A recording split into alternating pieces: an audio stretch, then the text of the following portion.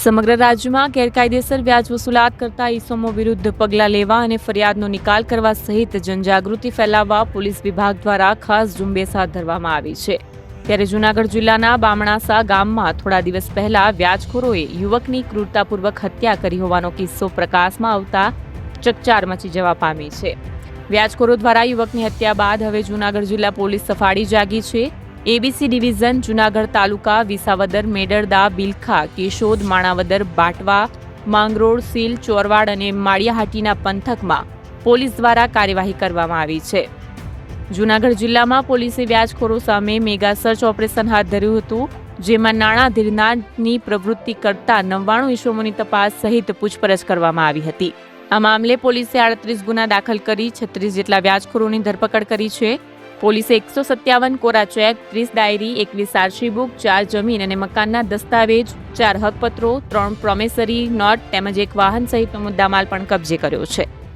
જે અગાઉના કેસો છે એને પણ અહીંયા પોલીસે આ ડ્રાઈવમાં ધ્યાનમાં લીધા છે।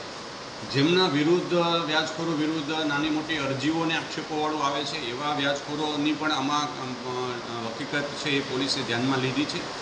એમ કુલ મેળવીને ખાનગી બાતમીના આધારે કુલ 99થી વધારે ઇસમોને આઈડેન્ટિફાઈ કરવામાં આવેલા અને એ દરેકના ઘરે પોલીસે છે એ રેડ કરીને સામેથી એવા ઇસમો પાસે સરકાર તરફે જ્યાં જરૂર લાગે ત્યાં, અધરવાઇઝ જેવા અરજદારો હતા કે જે ભોગ બનનાર હતા એમને બોલાવીને પણ એમની ફરિયાદો છે એ દાખલ કરવામાં આવેલી છે।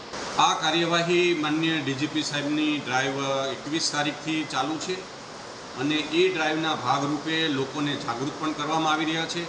દરેક પોલીસ સ્ટેશનમાં જે અરજદારો પોતાની કોઈને કોઈ રીતે વ્યાજખોરો એમને પરેશાન કરતા હોય એવા અરજદારોને પણ બોલાવીને એમની પાસેથી હકીકત અને વ્યાજના પુરાવાઓ પણ મેળવવાની કાર્યવાહી ચાલુ હતી। બામણાસાની ઘટના છે એ દુઃખદ છે, એમાં તમામ આરોપીઓ પણ પકડાઈ ગયેલા છે, પણ આવી ઘટનાઓ છે એ વ્યાજખોરોના કારણે આવી ઘટનાઓ છે એ આપણા સમાજ માટે ઘણી જ દુઃખદ ઘટનાઓ છે અને કલંકિત છે।